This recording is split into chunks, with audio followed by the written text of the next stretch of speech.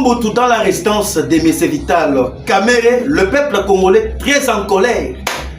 Le peuple vient d'envahir la résidence des Messieurs Vital Kamerhe dans la ville de la Gombe. Et qu'est-ce qui se passe?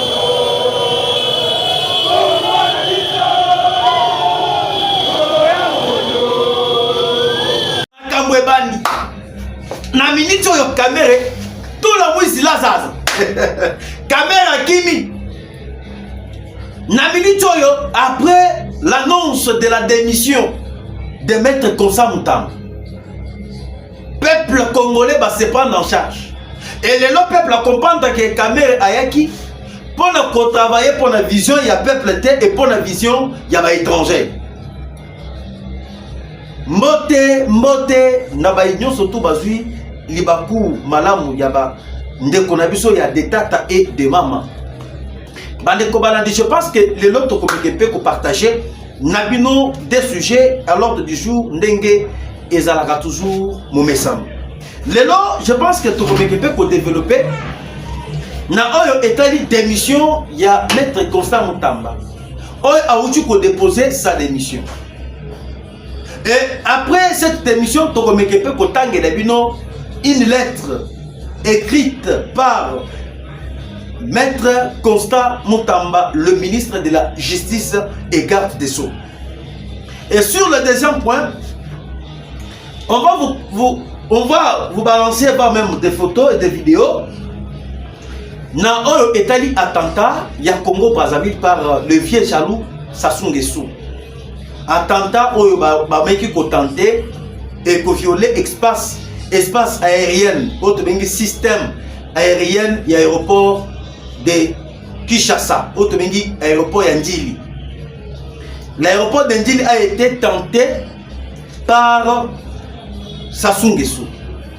Et na minute oyo France a zali ko jouer sa dernière carte. La dernière carte de la France est Salimine. Toko expliquer bino. Alors, bandeko banandi, avant de banda notre émission, nasali kosenga bino boko ta vraiment épelé, bo partager yango et bo sanate kotika pe ba commentaire na bino, na ba j'aime na bino partout où vous êtes en train de nous suivre partout dans le monde. Bandeko banandi, je pense que vous avez suivi l'annonce. Monsieur Mutamba a outi ko déposer sa démission. Après la démission de Konsa Mutamba, le peuple congolais très en colère. Na minute oyo, M. Kamerhe n'a pas passé nuit dans sa résidence. Et le peuple congolais a tombé. Peuple congolais yemoko à se prendre en charge. Moutou a kosaganate. Et puis ça qui vient chaque chose à son temps. Oyo bango basali ezali muke. Et ceux qui bolandi makambo oyo peuple bango balobi Kamerhe tokola kisaya que non mboka oyo ezali ya biso ba congolais.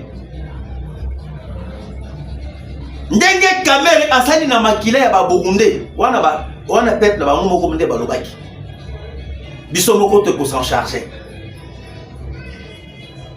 Et na minute oyo ndenge tozali koyebisa bino Mutamba auti kopesa démission na ye et pas ya premier ministre et non pas auprès du président de la République. Sur le plan administratif, Mutamba ne devait jamais aller déposer sa démission auprès du président de la République. Mutamba a déposé sa démission. Na chef naïe direct qui est madame Judith Tuluka Soumino qui est chef du gouvernement. Moutamba ça il dépendre na gouvernement. Parce que le gouvernement, il faut voir que ezali institution mobimba qui est composé na ministre, na vice-ministre, na vice-premier ministre avec la première ministre. Maintenant, na démission ya Moutamba. Makabunini eye na simu. Na démission ya Moutamba alobini, on sait il y a démission là. Et puis surtout il y que le complot était total. Lui-même Moutamba a dévoilé.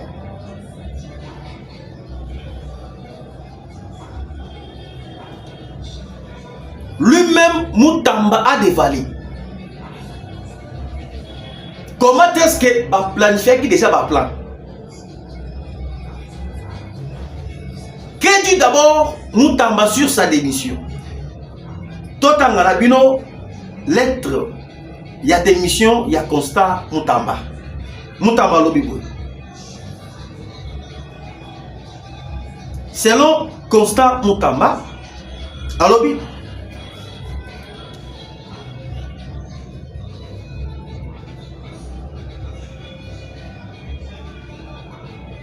Le plan Yamoutamba n'a pas prêtre et église catholique. Il y a aussi au moment résidence à Olive Lembe Kabila malgré que Olive Lembe Kabila a zate résidence à Olive Lembe Kabila na Gombe. Ba fongo libar bazali komela mama sanga. Et pour la bango bamoni loko la fête. Na annonce ya démission, il y a constat Moutamba. La messe a été déjà dite. C'est-à-dire Moutamba abandaki ko étouffer bango na ba misala o ya bango ya mabe. Qu'est-ce dit d'abord Moutamba sur sa démission? Moutamba lobi boy. Moutamba annonce dans sa démission un complot politique d'élimination physique du président Félix Tshisekedi. Moutamba a tout dit. Moutamba lobi makamunyo tout. Tozali na eloko atamoko te oyo ekoki koloba ke non ezali makambo lokuta. Ezali makambo oyo biso tolobaka chaque jour. Moutamba alobi ke non le plan oyo yaye ezali plan politique. Complot politique contre Moutamba et le plan d'assassinat le président Félix Tshisekedi. Et qui cherche aujourd'hui pour assassiner le président Félix Tshisekedi? N'est-ce pas que c'est Joseph Kabila avec son mouvement Diam 23? Ok? Et aujourd'hui, complot politique contre Moutamba. C'est parce que Moutamba s'est soulevé. Il a lancé un mandat d'arrêt international contre M. Joseph Kabila. Moutamba Kosita. Les Kambouya Moutamba Lelo est vu en plaire. Et vu image, c'est parce que Moutamba a poursuivi Kabila. Il y a l'humilité à M. Joseph Kabila. C'est parce que Moutamba a ordonné à la justice congolaise de confisquer tous les biens de M. Joseph Kabila. C'est ça le complot politique contre Moutamba. Et Moutamba ajoute encore: je vous remets ces jours non sans regret ma démission pour faire face à ces complots politiques dont se revendiquant le ministre rwandais des Affaires étrangères qui a jubilé à travers son tweet, ainsi que les responsables de l'AFC par M23 dont l'objectif ultime obtenir mon élimination physique. Ça c'est clair. Sur sa lettre de démission, Moutamba alobi makambo surtout vérité. Alobi et ça là qui complot politique et bomoni binomoko ministre des Affaires étrangères ya Rwanda a ke kotute na compte tweet na ye et il est en train de jubiler. Et ils ont tenté d'abord de m'éliminer physiquement. Rappelez-vous les Kamouya Poison. Ndekonanga Bertin Benganga na États-Unis d'Amérique. Bertin Benganga na États-Unis. Ah, président Olivier. Bato bazali na mitema mabe. Bato bazali kolingate mboka échanger. Mutamba e pour que a redresser justice congolaise. Et bazali koluka partout moi comment est-ce que bakoki kofina Mutamba. Premier tour, autre bengi bombe, autre bengi attaque à Liboso contre Constant Mutamba et Zala qui attaque à Poison. Et lorsque l'hélice Poison, binonions tout boyebi. Mutamba nous comme une poison partout. Et lorsque nous comme une poison, balouki voyait pour tenter d'abord Mutamba physiquement, barater mission à Bango. Je vous préviens chaque jour. Ceux qui vont bien, bateau et basali contre Kabal na bango pour éliminer Mutamba physiquement. Et ça kaka bateau basali bloc, ba moboutiste, ba kabiliste, ba tu RCD Goma ya Roubé Roi. Parce que l'M23 c'est Roubé Roi, Mwanga Chouchou, Joseph Kabila, Paul Kakame, Kakota Museveni.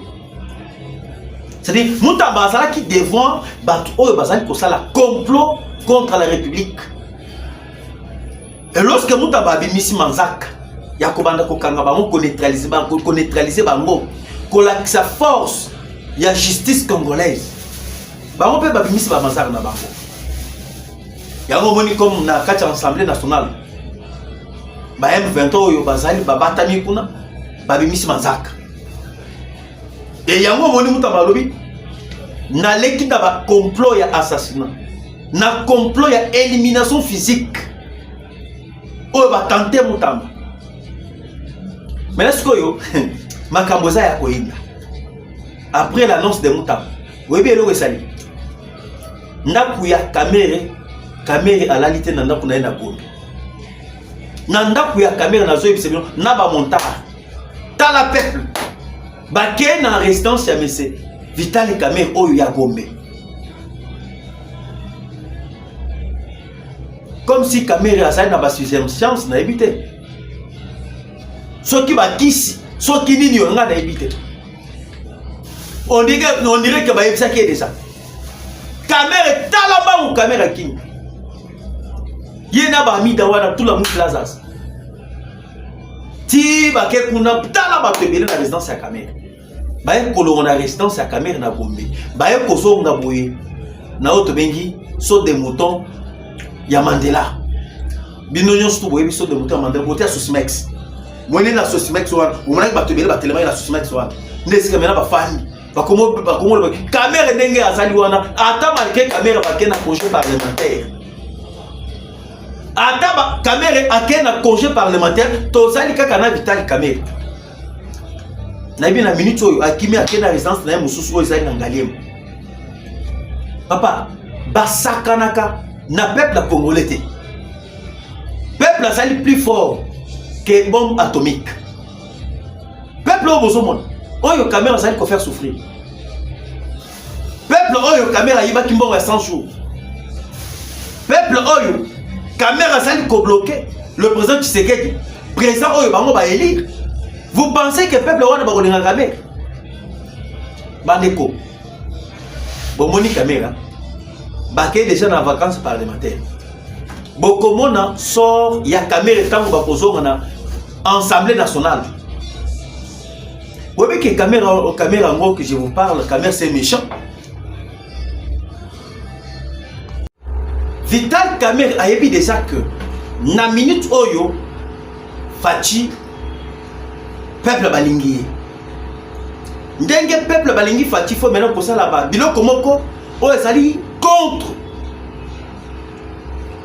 le peuple. Pour que le peuple va voir que non. Et Zali Kamere ne azali kosa la tête c'est président Tshisekedi azali kosa. Ngana zali ko yebisa bino. Webi ke mukolo tozo ke na ba élection préliminaire. Avant que l'élection soit celle manakati ya Assemblée nationale. Élection préliminaire cela veut dire lorsque bakenda ki batu ya membre ya union sacrée bakenda ko fanda. Component d'abord qui sera candidat à la perchoir de l'Assemblée nationale.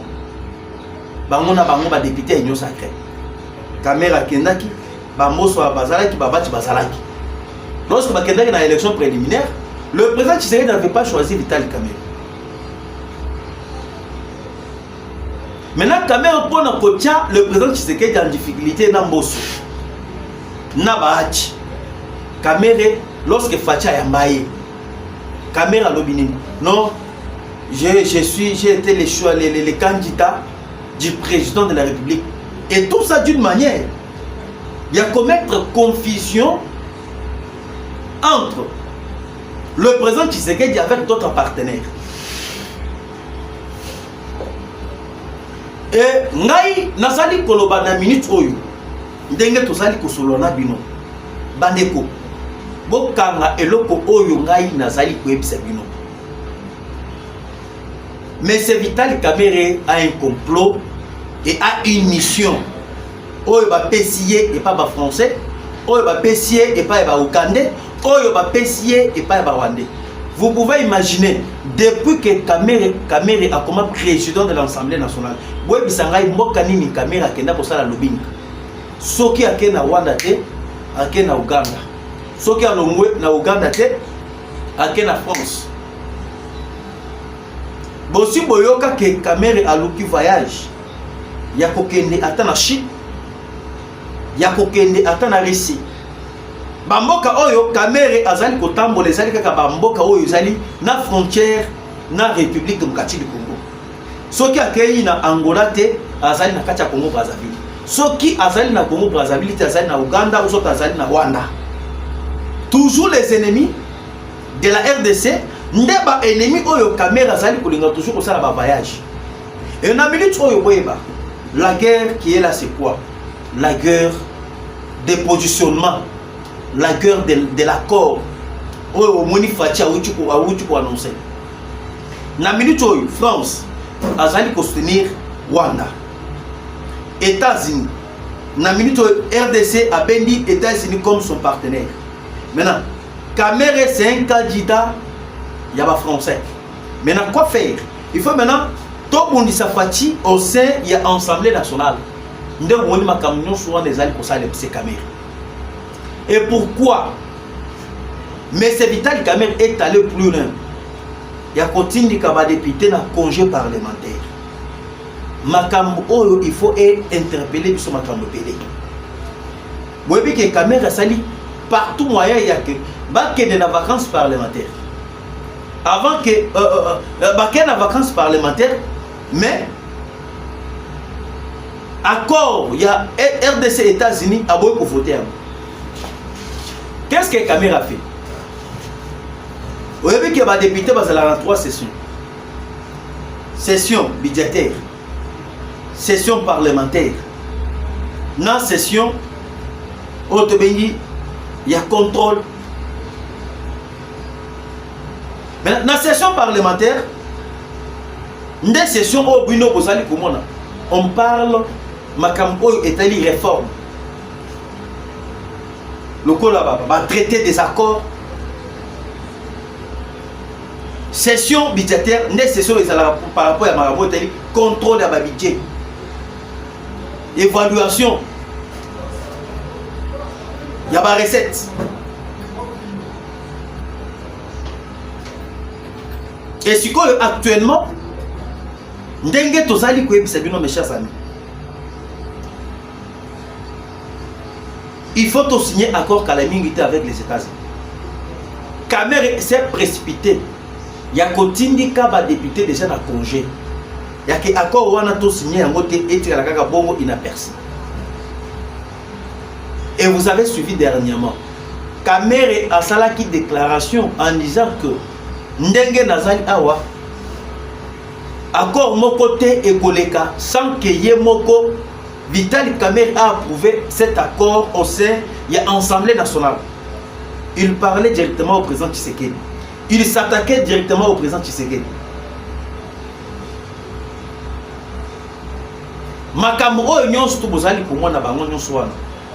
Ils sont en train de chercher la tête du président Félix Tshisekedi. Je vais vous démontrer. Congo Brazzaville bauti ko attaquer système na biso ya défense na aéroport Yanji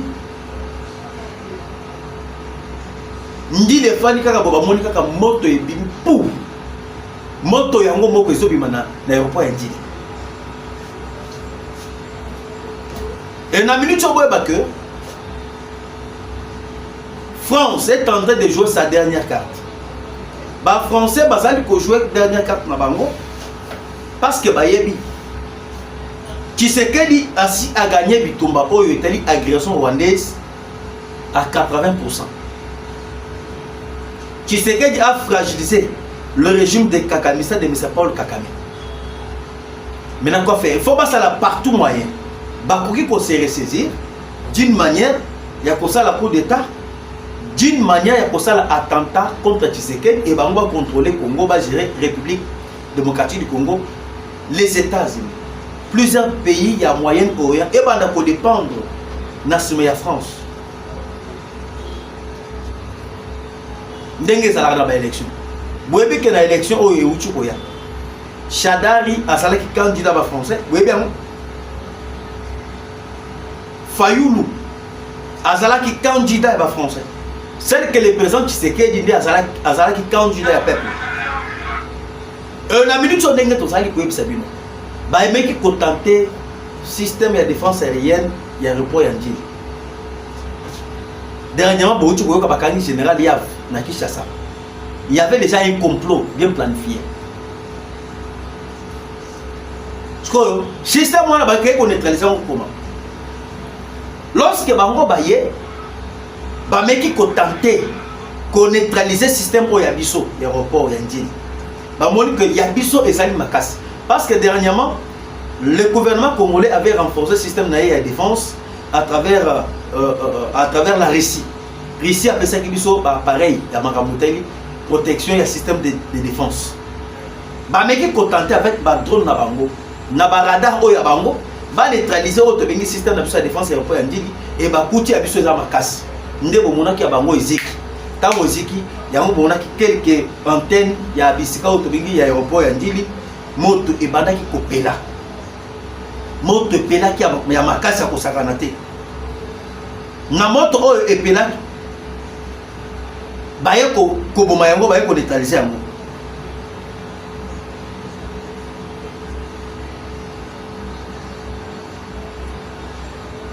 Et na minute on ndenge to sali ko ebisa bino.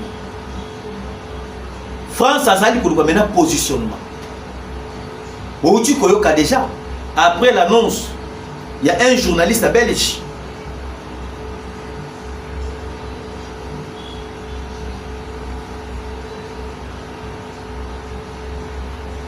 chaîne yaba chinois, une chaîne chinoise bauti ko annoncer par rapport à l'Iwa et à M. Paul Kagame. Moi, les Aligas, l'Iboso, c'est la chaîne yaba allemand. Actuellement, maintenant, est-ce comme une chaîne yaba chinois. Mais pour ce moment, dans ce n'est pas Namakambo est prêt à l'Iwa Kagame. Mais tout le monde qui a profité pour annoncer. Mais néanmoins, Kagame est dans un état très critique. Très critique. Tant que Kagame a profité, Nanga, Bongama, Kabila, Bongama. Parce que Kokufa ya Paul Kagame et qu'on crée trouble général na kati Rwanda. Parce que comme Marameta il y a leadership. Qui va prendre la place de Kagame? Hein? Qui va rester? Ndé sera beaucoup monde que Bitumba ebimi na kati Rwanda. Ba mettre autre bengi ya Kagame ou ya sali mettre ba Kabila a disparaître et ba o bazana est. Nani a connu maintenant à côté na même industrie mais c'est Paul Kagame il y a soutenir M23 ça sera la disparition de M23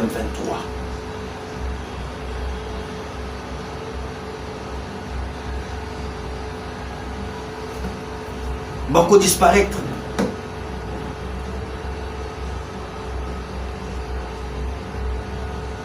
on a minute soyo ndenge to sali ko ebisa bino ba M23 bazali non à mesure qui a résister devant les Ouazalem. Parce qu'actuellement, les Wazalendo bazali pour frapper bango na ndinga kosakana te. Boyoka ki likambo ya Katane. Katane ezalaki envahi. Katane ezalaki récupéré. Même na tongo oyo ya lelo.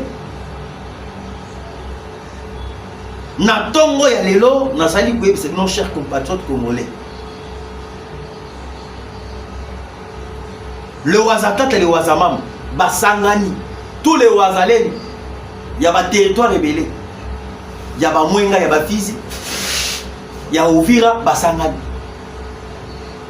Na oya Massis. Depuis hier, les forces de Wazalendo, APCLC, IPCN, IPCN, ANCDH ont lancé une offensive ce matin contre les Rwandais du M23 à Bukobo, Nyangyondo et Loashi viennent d'être reprises par les voyants Wazalendo. Plus de 30 M23 tués alors que les affrontements sont toujours en cours.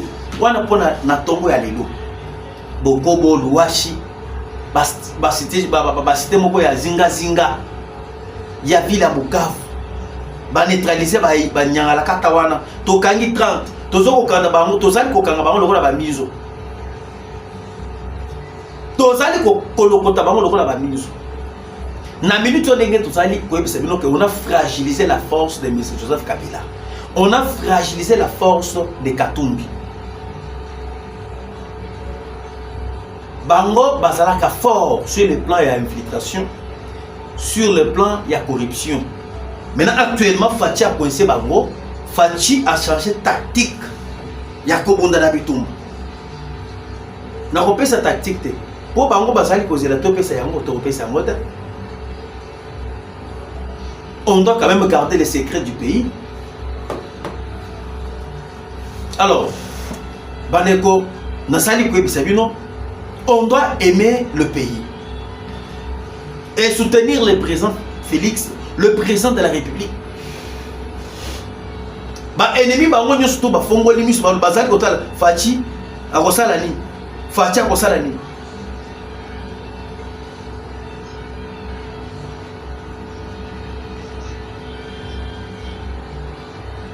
Et na minute oboye bake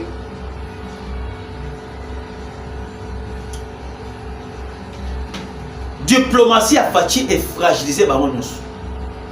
Ba Katumbi batie ba mbongo nje na ba Kabila. Ba milliards ah bango bazali na espoir na ba milliards oyo ba yibaki ba congolais ba bomaki ba congolais mais Fachi azali na espoir na peuple oyo votaki na peuple oyo apesaki mandat to kolongaka toujours bitumba oyo ba mimi ba milliards na bango avec leur arrogance ba aux États-Unis d'Amérique pour aller corrompre l'administration américaine, pour aller corrompre les départements d'État américains. Ils ont failli à leur mission. Bah échoué, bah ressurté. Et lorsque bah échoué, et le Katumbi s'est dit que pour rentrer en République démocratique du Congo, Katumbi a besoin d'attendre pour tout. Kokale c'était quoi ça la tana idée wana te que non un jour au Congo na Congo on fait un pays de sous librement. Voilà. Kaka ba Congolais o bino bobomi wana na ndeko na bino Kabila. Voilà bilai. Katumbi okozonga te na Congo. Kabila okozonga te na Congo awo bokanga makambo oyo nazali koloba. Ça se joue avec les Congolais. Combien ya ba Congolais ba kofi pour na koya ya Kabila na parti ya Congo. Mais oyibi millions ya ba Congolais. Okoki ko fond depuis attaque kimia. Mais aucun système qui a m'appelle de sous. Au moins, les Congolais ont dit que soba. Bato bazali kokufa na Bukavu, bakufi na Goma, bazali banyama. Tokotale la biso na bino. Biso peuple. Peuple bakotala bazo ba peuple ba yebi déjà. Peuple azali muto kosa les sous. Yake yaka lota polo, alati polo bosakane nae. Ils sont là à l'Assemblée nationale. Il y a des gens l'homme qui est député, qui a mis au sein de l'Assemblée nationale. Député à mon côté, il doit être.